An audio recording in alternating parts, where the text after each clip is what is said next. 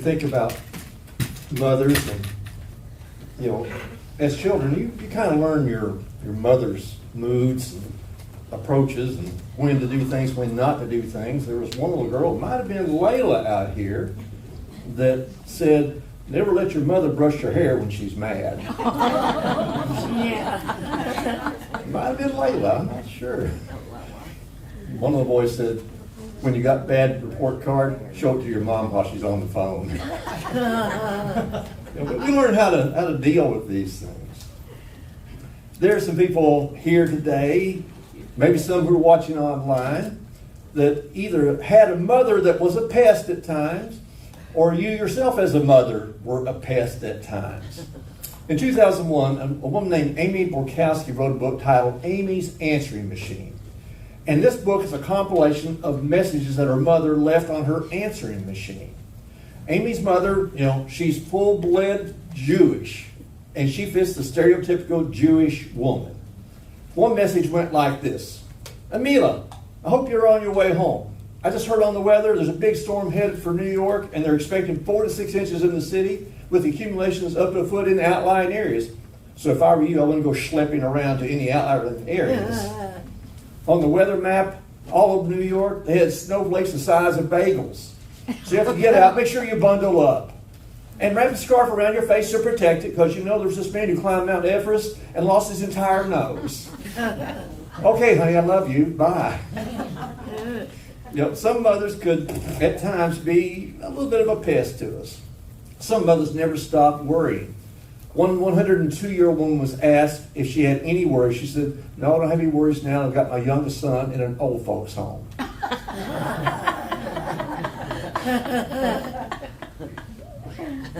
Welcome and thank you for being here on Mother's Day. This is a special day when we celebrate mothers, stepmothers, the women who serve as a fill-in mother to the kids next door, and the child in the classroom, the lunchroom, or the nursery. The impact that mothers have on children is undeniable. Some mothers are caring, generous, concerned, tender. Some, admittedly, are just a person who gave birth to a child. Our hearts ache for those people who didn't have a mother who cared, a mother who was concerned. But mothers do have a significant effect on their children. There's this story about the great British preacher G. Campbell Morgan, who had 4 sons who all became preachers as well. And one day, all 4 of the sons were there with Dad in the room, and someone's there and they're conversing. And this person asked Dad, said, I'm going to just find out about your boys here. Asked one of the boys, said, who do you think the greatest preacher is you know? You. And the son really esteemed his father highly and looked right at his dad and said, Mother. Mothers do a certain amount of preaching, don't they? Yeah, Karen's over here going, yeah, guilty as charged. Most of us have been preached to by our mothers at some point in time. Some mothers are always preaching to the kids about something about going to church or having kids or having grandkids, or how to raise the kids, doing this or that. Well, all you say is sort of preach on, mothers. But the result of their preaching, when it's the right kind of preaching, is evident in the lives of their children. We look at 2 Timothy, and the great apostle writes to Timothy saying, I am reminded of your sincere faith, a faith that dwelt first in your grandmother Lois and your mother Eunice, and now I'm sure dwells in you as well. Now, there are folks who believe that, my grandparents were Christians and my parents were Christians, so I'm a Christian. Not true. You can hang around Christians all day and never become a Christian. You can hang around a car all day and you're still not a car. But some people believe that. But Paul is saying, I saw in your grandmother Lois, I saw in your mother Eunice their great faith, and I'm sure it dwells in you also. Because he's seen them, he knows how they are, and he knows they were teaching. They were preaching to Timothy. And he's very confident in that this faith dwells in him also. Whether it's from the days when I grew up back in the Stone Ages or today's weird and wonky society where women are often referred to as a birthing person. Yeah. The importance of a mother in a child's life is not diminished. In fact, I would say today, the importance of a Christian mother in a child's life has never been more significant. Never been more needed. two elements that I would say are really important for a mother to successfully impact the children. And that's time and teaching. You got to invest time with the kids, but also you got to teach them the right things. One lady, Carol Kent, she was writing for Today's Christian Woman, and she shared a personal story. She said, one day when my son Jason was young, we were eating breakfast together. She said, I had an old pair of slacks and a fuzzy old sweater. He flashed his baby blues at me and over his cereal bowl and said, Mommy, you look so pretty today. And she said, well, thank you. That's very nice. I don't have on makeup. Usually I'm wearing suit and high heels. I said, why would you say that? He said, well, when you look like that, that means you're going someplace. When you look like this, I know you're all mine. Time. Time is important. It was very important for young Jason. And it's just as important today. Today we're going to look at a woman named Hannah, a mother who committed and directed the path of her son. Samuel was a great man of God. He was the last judge of Israel, and God appointed him to anoint the first two kings. But behind this godly man, Samuel, was a godly mother named Hannah. So let's learn a little bit more about Hannah. We're looking at 1 Samuel chapter 1. There's a certain man in Ramathaim Zophim of the hill country of Ephraim, whose name was Elkanah, the son of Jeroham, son of Elihu, son of Tohu, son of Shuth, and Ephrathite. He had two wives. The name of one was Hannah, and the name of the other Peninnah. And Peninnah had children, but Hannah had no children. This man used to go up year by year from his city to worship and to sacrifice to the Lord of hosts at Shiloh, where the two sons of Eli, Hophni and Phinehas, were priests of the Lord. On the day when Elkanah sacrificed, he would give portions to Peninnah, his wife, and to all her sons and daughters. But to Hannah he gave a double portion because he loved her, though the Lord had closed her womb. And her rival used to provoke her grievously to irritate her because the Lord had closed her womb. So we're seeing some jealousy here, some things going on. I got kids, you don't. Look at all my kids. Aren't they pretty? Aren't they precious? You don't have it. You don't know what it's like, do you? And just constantly digging at her, and digging at her, and digging at her. Elkanah sees what's going on. He can't stop it necessarily, but he sees what's happening. And he sees how much Hannah is suffering because of this. Verse 7. So it went on year by year. So imagine whatever the thing that bothers you the very most in life, that someone's constantly reminding you of that and rubbing your face in it. That's what Hannah's dealing with year after year. As often as she went up to the house of the Lord, she used to provoke her. Therefore Hannah wept and would not eat. And Elkanah, her husband, said to her, Hannah, why do you weep? And why do you not eat? And why is your heart sad? Am I not more to you than 10 sons? After they had eaten and drunk in Shiloh, Hannah rose. Now Eli the priest was sitting on a seat beside the doorpost of the temple of the Lord. She was deeply distressed and prayed to the Lord and wept bitterly. And she vowed a vow and said, O Lord of hosts, if you will indeed look on the affliction of your servant and remember me and not forget your servant, but will give to your servant a son, then I will give him to the Lord all the days of his life, and no razor shall touch his head. Verse 12. As she continued praying before the Lord, Eli observed her mouth. Hannah was speaking in her heart, only her lips moved, but her voice was not heard. Therefore Eli took her to be a drunken woman. And Eli said to her, How long will you go on being drunk?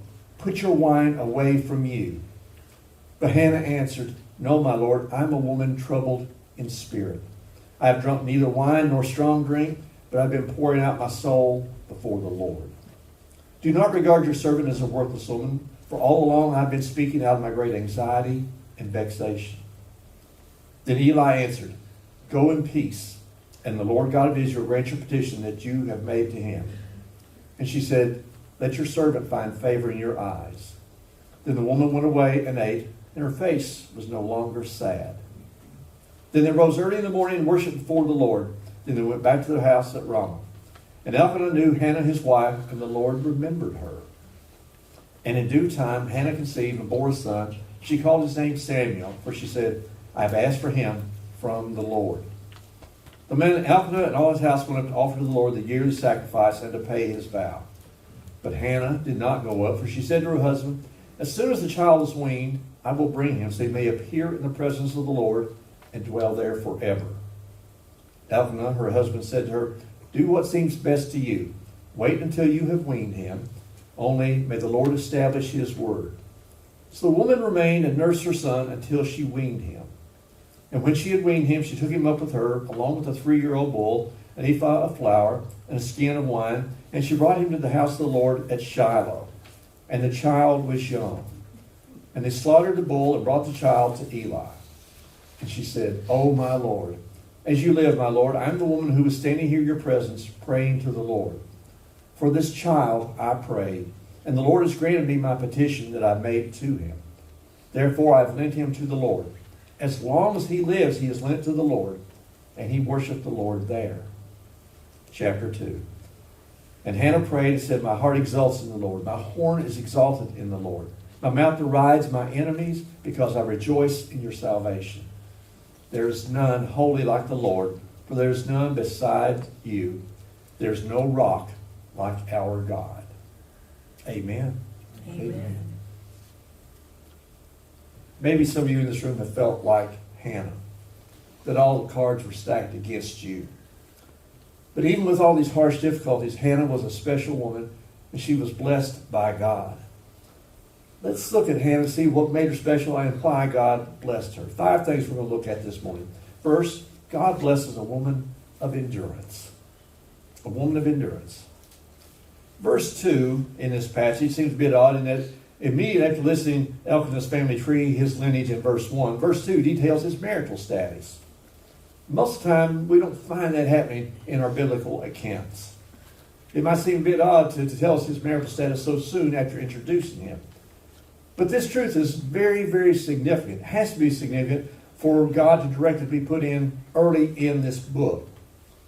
These details in life are so important because as we watch God work, God often works in the smallest of details. And if we don't observe those details, we don't see what's going on there, we can miss the bigger picture of God's actions there. Why did Elkanah take a second wife? Well, the likely scenario is that his first wife, Hannah, was barren. She couldn't conceive a child. And the ability to produce an heir was a serious item in ancient Near Eastern societies. An heir not only maintained the family lines, but provided for the preservation of the father's estate within the clan and within the tribe. And the heir would also provide for the mother after the father had passed, sort of a form of social security of that day. Elkanah may have tried to solve this problem by taking a second wife, Peninnah, and of course she did produce children for him, but he set up the first wife there, and her heart is just breaking each and every day. God's working in this situation. Yeah, Elkanah's got children now. His first wife doesn't. But God's still working there. Dale Ralph Davis notes that one of God's basic principles begin to bless at the point of our hopelessness and our helplessness. How many of you ever felt hopeless? You've ever felt helpless? And that's when you saw God go to work. And that's what happens here. Dale Ralph Davis says, when God's people are without strength, without resources, without hope, without human gimmicks, then he loves to stretch forth his hand from heaven. When we've exhausted all of our avenues, God says, okay, finished? Are you done? Let me show you what I can do for you. And he's so wonderful about doing that. Hannah suffered for years. She suffered the anguish of not having a child. And because she didn't have a child, she suffered scorn and ridicule. And certainly from this terrible woman, Peninnah. Peninnah saw how Elkanah loved Hannah, and that angered her. Well, I'm his wife too, but it seems like he loves her more. And as Elkanah would double Hannah's portion, well then it seemed that Peninnah would just double her efforts to aggravate Hannah. So this just kept escalating year after year. And Hannah finally reached the stage she can't take the pain any longer. Peninnah's abuse during this time was so intense, so painful, that Hannah would burst into tears, become emotionally distraught, couldn't even eat. It was an ongoing occurrence. Commentator Gene Ketz has called Elkanah's response to Hannah's emotional turmoil both humorous and embarrassing. She's heartbroken. She can't have a child, and Peninnah keeps tormenting her over this. She can't eat. She's crying. She's just a real mess. But Elkanah gives her this typical male, self-centered approach. Look at verse 8, please. Gene Getz notes that Elkanah's 4 questions indicate his inability to relate to her feelings. He says, Hannah, why do you weep? Like, you're crying. Is something wrong? Clueless, right? Why do you not eat? You're crying, you're not eating. Why is your heart sad? Am I not more to you than 10 sons? Talk about a dodo. He's heard this. Peninnah has not done this in the absence of his presence at every time she's aggravated Hannah. But he's got these clueless questions that he is proposing there. Year by year, Hannah suffered, but she continued to go to the house of the Lord. She's a woman of endurance. She's dealt with this for so long. She drew nearer and nearer to God when she's going to his house. And that communion with God would help her endure another year of suffering. She's patient, and she waited on the Lord while she's enduring these trials. A definition of patience gives us these elements that compose endurance. When we think about trials, we think about patience, think about waiting. All these things, you have to have that in order to get to endurance, because you can't have endurance if you don't have trials. If everything is easy, then how do you develop endurance? Back in high school, I was on the track team. In order to run longer distances, you had to run longer distances in practice to be able to run a longer distance in the meet. You got to build up endurance by pushing yourself, going through the trials. Those are a part of every person's life. But more importantly, those trials give us a chance to learn who we're really trusting in. Hannah's situation, it's out of her hands. She couldn't do anything on her own, so she had to endure and trust in God and wait. God blesses a woman of endurance. Number 2, God blesses a woman of prayer. We read in verse 10, she was deeply distressed and prayed to the Lord and wept bitterly. She's proactive in her endurance. She's suffering, she's hurting, but she still sought the Lord. She's working at that day after day. And she didn't take this prayer lightly. She didn't have this canned prayer that she recited day after day. She is pouring out her heart. Tears are flowing down her face as she's throwing herself on her knees and on the ground. She is just as broken as a person can be. But she knew whom she was talking to. She knew it was important that she pour out her heart as truthfully as she possibly could. Eli has never seen anyone pray like Hannah is praying. I mean, he's just watching her. He's thinking, she's drunk. This woman is polluted. She's drunk. And he tells her, put away your wine. How long are you going to be drunk? He's never seen someone pray with such fervor as she did. She spoke with the Lord. She cried with the Lord. She wept before the Lord. She's pouring out her heart in the only way she knows how to get some solution. See, prayer is more than just mere words. It's an attitude toward your God. An attitude, a heart attitude that we have for the Lord. It's not just speaking to Him, but it's opening up your whole being to God. And being a woman of prayer spoke volumes to the Lord. Ladies, are you a woman of prayer? Are you in communion with the God of all creation? That's what He wants from you. When you have trials, do you automatically go run into the one that gives you strength?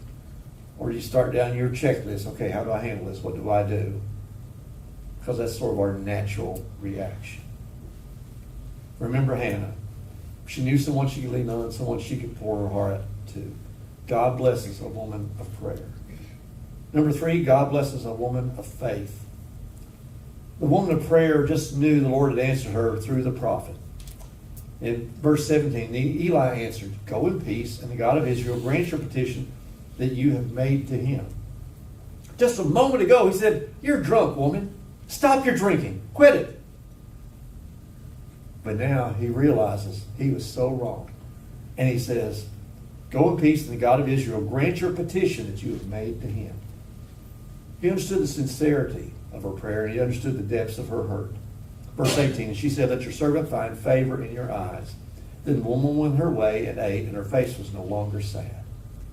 She just knew. She just knew God was going to answer her prayer.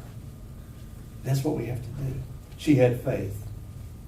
She's not sad. Her face looks altogether different when she leaves. Now, can you imagine when Peninnah sees her the next time? You're not crying. You're not down in the dumps. You're not mealy mouth. What happened to you?